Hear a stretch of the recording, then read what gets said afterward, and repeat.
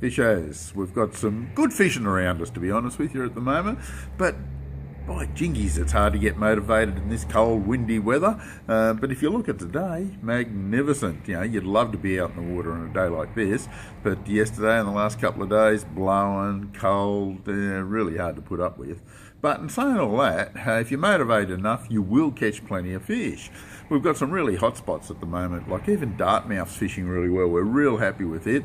There is a fishing comp there on the long weekend, June long weekend that is, the Dart Cup. It should be okay because there's some consistent catches up there at the moment. You know, whether you're flat lining or lead lining, down rigging, doesn't seem to matter. Most people are catching their fair share, 5, 6, 7, 8 for the day, and there's some respectable sized fish.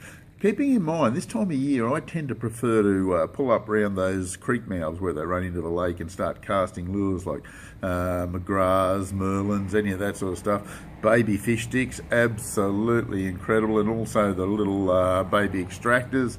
Can't beat them in that sort of situation, especially in spotted dog type colours. They seem to work a bit of a treat. But if you're motivated, you'll do that and you'll catch plenty.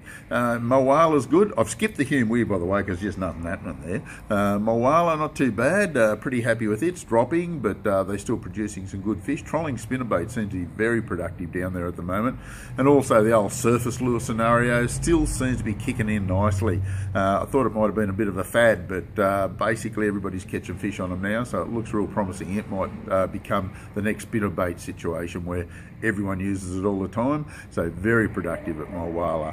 We're getting some pretty good reports out of the Murrumbidgee River, real happy with it. It's low, it's still clear. That bit of rain we had hasn't affected it at all, and we're getting plenty of good cod out of it, a few yellows, that sort of thing. If you put a lot of hours in, you'll get some monster cod. Trolling down around Barrenbed, like from Barrenbed right up to Bulls Run, in that area, that back up to the Weir, pretty productive at the moment, and I think you'll find you'll get some decent sized fish. Use some big lures. Don't have to be real deep divers, but big lures will cut the options pretty well there, and I reckon you'll get some monster cod out of it, especially over the winter months. So keep that one in mind.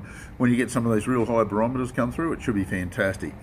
Blowering, tough work admittedly, but off the bank with bait, still very, very good. Big cod, big yellows, yeah, definitely the way to go.